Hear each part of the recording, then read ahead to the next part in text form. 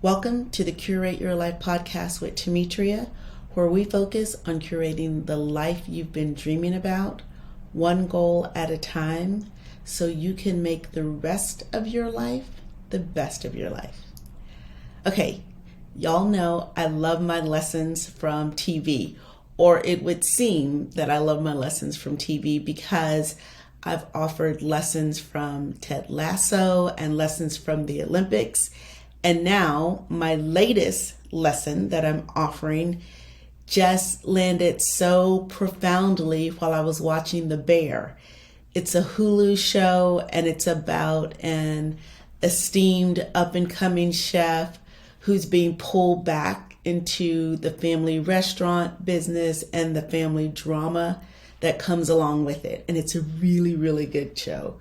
And I just started watching it couple of weeks ago and I'm already on season 3, so I've been doing some binging. But one good thing about me being late to some of these TV shows and bringing the lessons is that hopefully I'm not spoiling anything for you. So if you haven't watched The Bear and you're thinking about watching it, you might want to skip this episode until you are past the first episode of season 2. But when you're past that, come back and listen to this lesson and see if you agree with me. But if you're not past the first episode of season 2, don't listen if you are going to be upset about spoilers. But if you watch, just let me know if this lesson resonates with you, and I hope it does. So this was a really big moment between Sydney and Tina in the first episode of 22, and to bring you the lesson, I really have to spill the beans on what happened between the two of them. At the end of season 1 and into season 2, they're making big changes to the restaurant, basically a complete overhaul because they're taking things to the next level. Not only the restaurant, but the staff. Everybody's going to the next level. Carm is going to be kind of the big head chef and I guess general manager of the restaurant. Sydney is now going to be the chef running kind of the day-to-day operations. And that leaves an opening for sous chef. And they're sending Marcus to Copenhagen, I think it was Copenhagen, to learn about all things desserts, right? So everybody's growing. And it's Tina, who is actually one of the OG staff members who was there when Mikey, Carm's brother, was running the place, who points out the fact that there will now be this opening for sous chef. She mentions it to Sydney in passing, and Sydney's the one who's vacating the position, right? Who's going to be moving up. And just a little backstory on Tina. She has worked in the restaurant forever and was used to the old way of doing things and how it ran, and was used to working with Mikey, who's now gone. And when Sydney came in as the new sous chef and somebody who was formally trained and had ideas and wanted to do things the new way, the right way, right? The way an upscale restaurant or kitchen was run, Tina was resentful. She saw Sydney as the new girl who came in with all of her knowledge and her new ways. And you could see that she felt like she was being pushed out or maybe becoming obsolete. You could just feel that in their interactions and in the acting. And then, like the world unfolds in TV land, there is a moment when something happens that Sydney does and it softens Tina up and she begins to warm up and embrace the things that are changing in the restaurant. She gets on board, right? She starts wearing the uniform that she was at first resistant to wearing, and she's open to learning new things and new ways and doing new things. And like I said, she brings up the vacancy that's going to be happening in passing when she's talking to Sydney.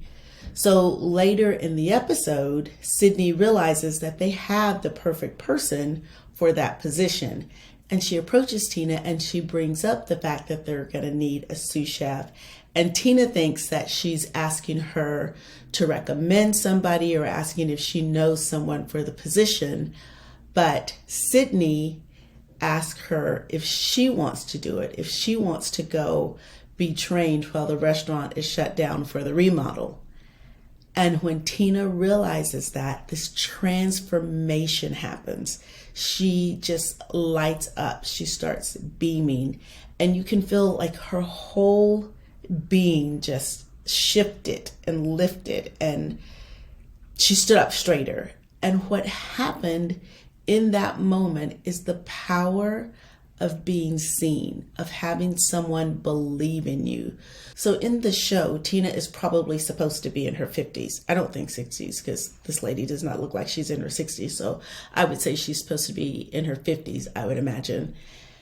And because she's older, you can see it, you can feel it in her character and her acting, that she feels like she's assuming that it's too late for anything new, that there won't be opportunities or places for real profound growth and change. Or to use one of my least favorite phrases, you can kind of see that she feels like it is what it is, right? And she's made her peace with that. She's okay with that fact of life. She's just kind of accepted it. But when Sydney suggests that she be the one that moved to the sous chef position, it's like Sydney is pouring belief into her that filled her up and brought her back to life. And the lesson that I want to give you is that that is TV, and we don't live in a TV world.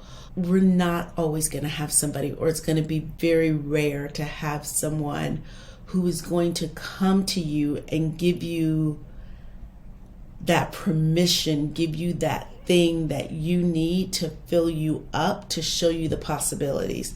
Because like I said, we don't live in a TV world. We're living in the real world. And it may not be that somebody doesn't believe in you. They just might not know that you need to hear it, or that you need to know it. You have to be the one to tap into your soul first and acknowledge that there is a desire for more. And then you have to give yourself permission to believe in the possibility and to go for it. Because what I saw when Sydney suggested that Tina was the person that they wanted for the new sous chef, and that they were willing to invest and believe in her, was that she felt that somebody saw and understood what she wasn't able to verbalize, or maybe that she was afraid to verbalize. Or maybe that she didn't see it for herself and somebody else had to show her. But you could see instantly that something came to life in her. And I'm going to call that the spark of possibility. I think possibility is like a pilot light that burns in us. And it burns brighter and stronger, and we use it more, we tap into it more when we're younger. We rely on it then. So it's always lit, it's always going. But sometimes in midlife, we think our pilot light has gone out. But it's not that it's gone out. We just have to turn up the gas on that flame. We have to give it a little oxygen to get it going again. And that is one of the things that I help my clients with. That is my whole Curate Your Life program. That's what it's all about. Finding that spark again and creating a life you love. And a life that's fulfilling and that sparks joy. And that's what I did, y'all. I started this coaching practice in earnest, full time, a year ago, a little over a year ago. And I didn't wait for somebody to say, hey, you can do this. I decided that I can do this. I can make it happen.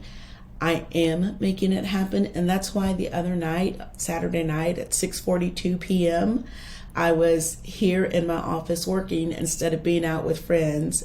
Although I don't even know if they were out, but in my mind, the world was out on a Saturday night having a nice dinner, and I was home working. And whether that's true or not, I don't know. What is true was that I was okay with being home working, because I do have that fire in my soul. I do have that something that is important to me that I want to share with the world. And the main thing is that I want the world to know, I want women in midlife to know that it is all still possible.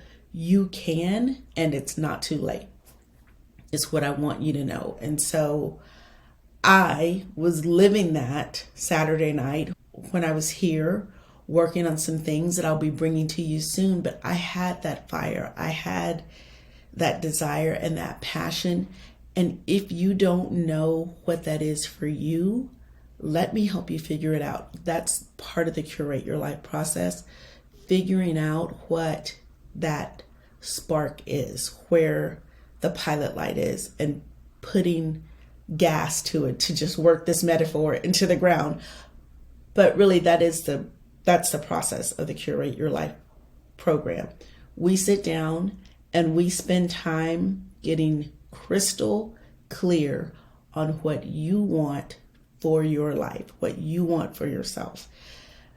Never mind the shoulds, never mind what you think it's supposed to be, what society tells you it's supposed to be. It's what you want for your life and how you can get it. We create the vision, we outline the steps, we make the plan, and then I am with you. I'm your accountability partner. I am your sounding board. I'm your cheerleader when you need a cheerleader. And you work on it until you get there.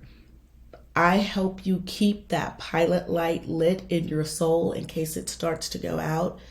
But I'm right there with you step by step, helping you get to the life that you want, because you can, and it's not too late. I might have to change my tagline. I do have a workshop about that. But that was the lesson that I got from the bear. Again, hopefully it wasn't a spoiler for you, but if it was, hopefully it was a spoiler that was worth it.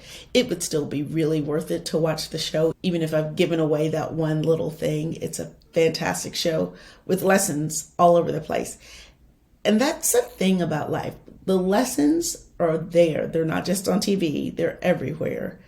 If you're willing to see them, if you're willing to take them in and see what it means for you, believe what it means to you. The messages are there. One of my favorite quotes from Oprah is that God will give you a whisper, and then maybe he'll throw a pebble. And I'm messing up this quote. I know that I am, but it's a whisper, and then it's a tap on the shoulder or a pebble, and then it's a rock.